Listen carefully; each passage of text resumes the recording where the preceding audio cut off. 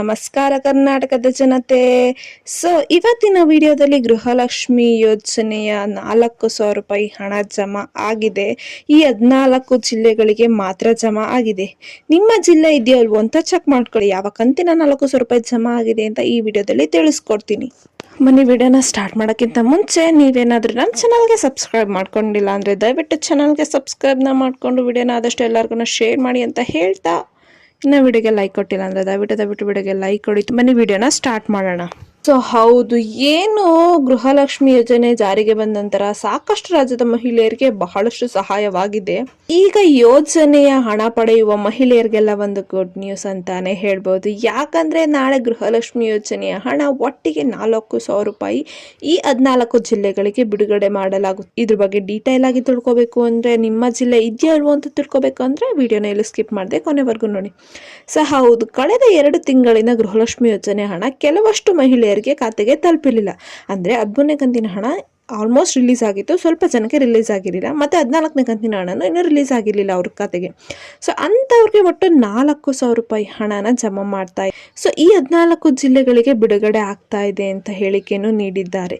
ಹಾಗಿದ್ರೆ ಯಾವ್ಯಾವ ಜಿಲ್ಲೆ ಅಂತ ನಾನು ತಿಳಿಸ್ಕೊಡ್ತೀನಿ.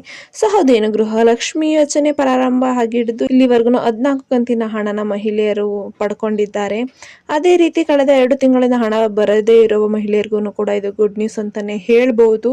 ಯಾವ ಜಿಲ್ಲೆ ಅಂತ ನೋಡೋದಿದ್ರೆ, ಬೆಂಗಳೂರು, ಬೆಳಗಾವಿ, ಬಾಗಲಕೋಟೆ, ವಿಜಯಪುರ, ಹಾವೇರಿ, ಬೆಂಗಳೂರು ನಗರ, ಬೆಂಗಳೂರು ಗ್ರಾಮಾಂತರ, ಯಾದಗಿರಿ, ಶಿವಮೊಗ್ಗ, ಚಿತ್ರದುರ್ಗ, ಮಂಗಳೂರು, ಚಿಕ್ಕಬಳ್ಳಾಪುರ, ಕೊಪ್ಪಳ ಮತ್ತು ಉಡುಪಿ.